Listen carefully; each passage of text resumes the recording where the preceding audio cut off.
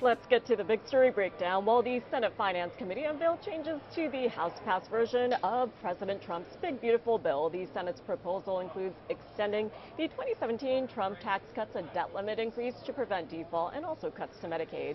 Meanwhile, the Fed Reserve is expected to increase its holding of U.S. debt, raising questions about how its actions impact the government's spending. And this does come as the Fed is expected to increase its debt holdings. Well, joining me on Fed Day is Danielle DiMartino Booth, CEO and Chief Strategist of QI Research. Good morning. Thank you so much for joining me on Fed Day. And thank you for having me. This is like Super Bowl Sunday, 8 times a year. Absolutely. So you're joining me at a time when geopolitics as well as tariffs are also competing for center stage here. So given that Powell has a very interesting task, what do you expect to hear from him? So I think Powell is going to lean harder on the fact that since the last time he was at the podium, we have even more uncertainty in the outlook. And he really wants that uncertainty factor to be able to say, we're not going to be able to take any moves. We might even see the dot plot go from 2 expected rate cuts this year to 1 when we see the summary of economic projections come out.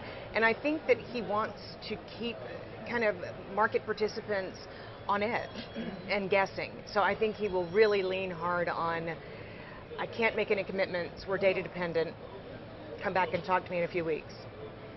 And of course, when it comes to the economic data, we continue to parse through the finer details. So where are the bright spots in the data right now? And since we're trying to figure out the implications of tariffs, what could happen? And given that Powell has to decide what to do in addition to the additional FOMC members, what could happen?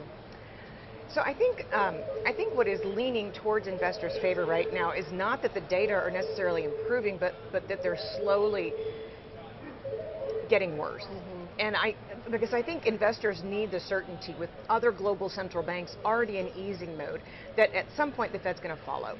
So when you see something like the 4-week moving average of initial jobless claims really hitting the highest since the summer of 2023, which was the post-pandemic high, I think investors are a little encouraged that the data are less uncertain, because at some point I think Powell's going to have to choose between that employment mandate and that inflation mandate. And I think investors want for him to get off the fence.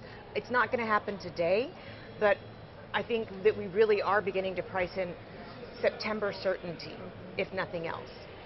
And Danielle, I know that you parse through all the economic data. You used to work for the Fed as well. So when it comes to the government debt here, give us an understanding of how Fed policies as well as rates affect not just Wall Street, but also Main Street. So there's something to be said for prohibitively high borrowing costs for small companies. And I think that they're expressing that when they're surveyed, that it's very hard to get financing if you're not kind of one of the largest companies. And then there's the U.S. government as well.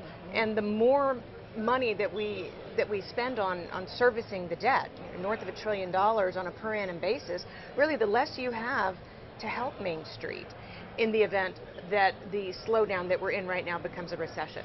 And I think that that's a concern going forward, especially because the Fed has stubbornly been at this level.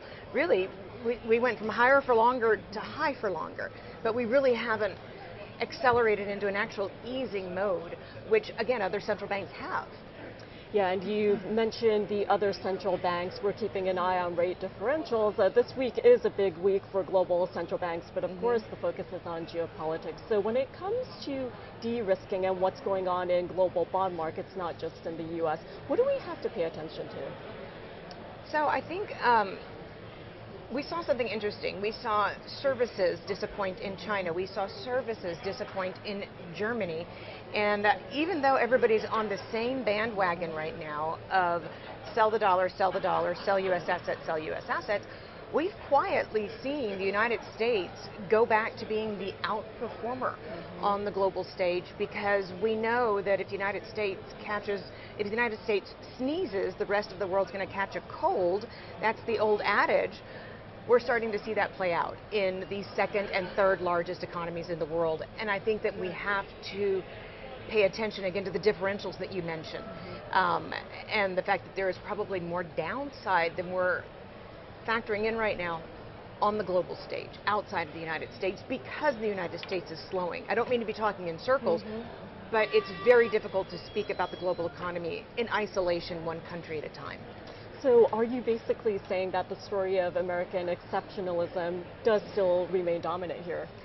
I think America as the backstop is what remains dominant. We've seen the U.S. stock market resume kind of its pole position among global stock markets, and I think that until proven otherwise, as exciting as it is to talk about switching the global reserve currency from one currency to another, I think, again, the higher the uncertainty, the more we've actually started to see flows back into the United States.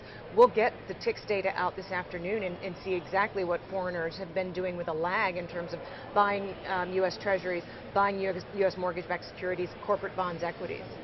And finally, later on this afternoon, we'll be hearing from Fed Chair Powell. Yes, we will. We'll be monitoring the language coming out from Powell's mouth. And given that it's Trump 2.0, the landscape is quite different. He does have a tough task. So what are you listening out for, Danielle? So I'm really going to be seeing if he's going to be talking about data dependence, or if he's going to use words more like premature. I think if he says that it's too early to say, and that that's going to be interpreted as we might wait all the way until December before we contemplate a rate cut. I think that markets would perceive that as being very hawkish, as opposed to him saying we're truly in a data-dependent mode, meaning if the data continues to degrade on the labor front, then we'll be prompted to move sooner. So people will be paying attention to every single word that Jay Powell says today. Okay, Danielle, well, I appreciate your time. Thank you so much for joining me on Fed Day. And thank you for having me. Thank you.